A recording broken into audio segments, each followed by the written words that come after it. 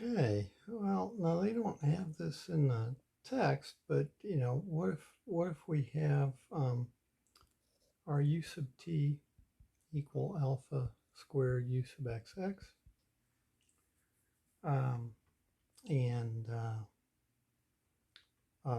we have the most general situation here, so u sub x at 0 and t plus h um, u sub shouldn't, well, let's see, I'm going to use a h0 um, u sub 0t is equal to g. I'm going to change these to zeros. G0 of t, and then u sub x at 1 and t. It just makes a little more sense. Plus h1 u of 1 and t equals g1 of t. Okay. So, it seems reasonable that we would maybe try that same strategy again. So we can try that our s of x and t is simply some a of t times 1 minus x plus b of t times x.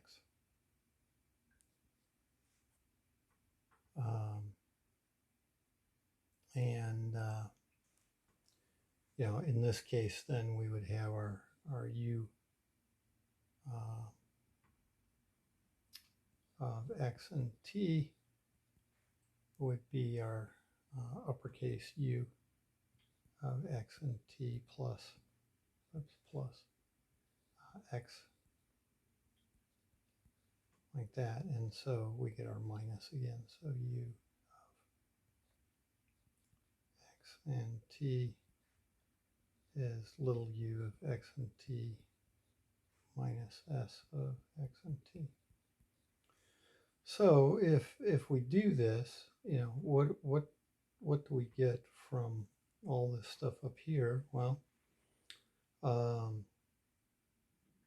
again, if we take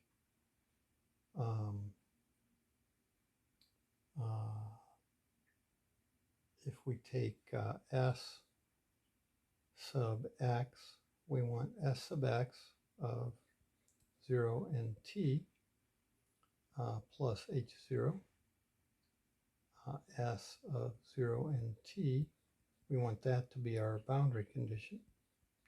And then the same thing here,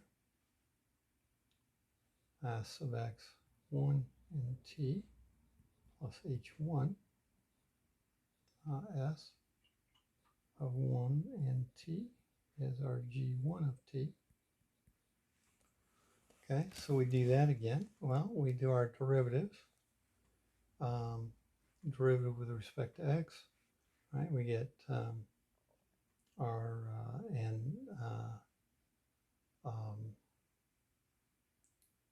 everything just disappears. We get minus a of t plus b of t. So there's our derivative with respect to x plus h0. And we do s of 0, so x equals 0, we get a of t. And we get our g0 of t.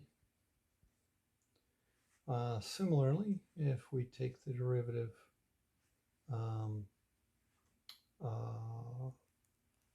at x equal 1, we get the same derivative, so we get minus a t plus b of t, plus now we get h1, and in this case we get b of t equal g1 of t. Alrighty, so I guess we can see this as two equations, two unknowns, right? So how do I want to do this? I guess we'll write it as minus 1 plus h0 times, and I'm just going to write a and drop the t's here, plus b is equal to g0, and then minus a plus 1 plus h1 times b is equal to g1. So what could I do? Well, I can get rid of the b, solve for a, I guess. To get rid of the b, I'll multiply the top on both sides by a minus 1 plus h1. Top up here, minus 1 plus h1. Okay, so I'll do that. And if I do that, what the heck do I get? I'll get a positive 1. 1 times 1 is negative 1, but then the negative. I'll get a positive h1. I'll get a negative h0. And I will get a negative h0, h1. Okay, that's all times a. And I will get a minus 1 plus h1 times b equals a minus g0, 1 plus h1. And on the bottom, I didn't do anything, so I've just got my minus a and plus 1 plus h1. B equals g1. Now I'm going to add the two equations together to get rid of the b's.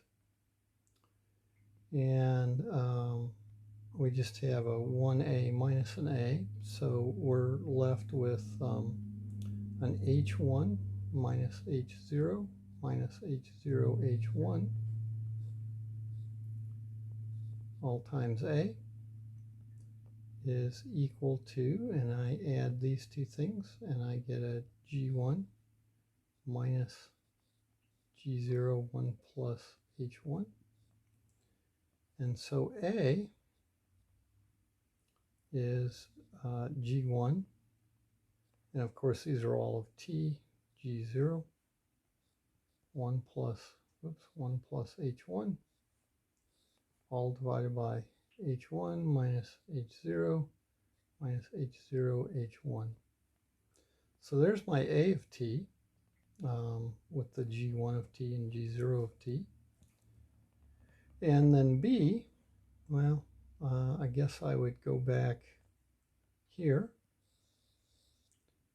and I can get b simply by taking g1 plus a and then dividing by 1 plus h1. So b is equal to g1 plus a, right? So I'm just going to add a and then divide by 1 plus h1.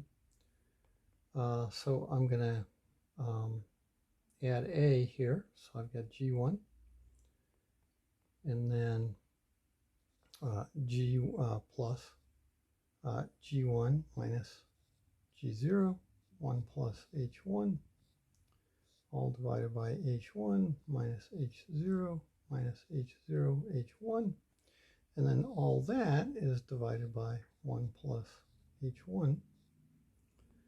Now, you know, when I do that, I get some kind of complicated looking stuff here. How do I want to write it? Good question. You know, I have a g1 over 1 plus h1. I have a minus G0 over H1 minus H0 minus H0 H1. And then I have a plus G1 over all of it. So ooh, that gets ugly. 1 plus H1 and times the H1 minus H0 minus H0 H1. I lost the parenthesis there.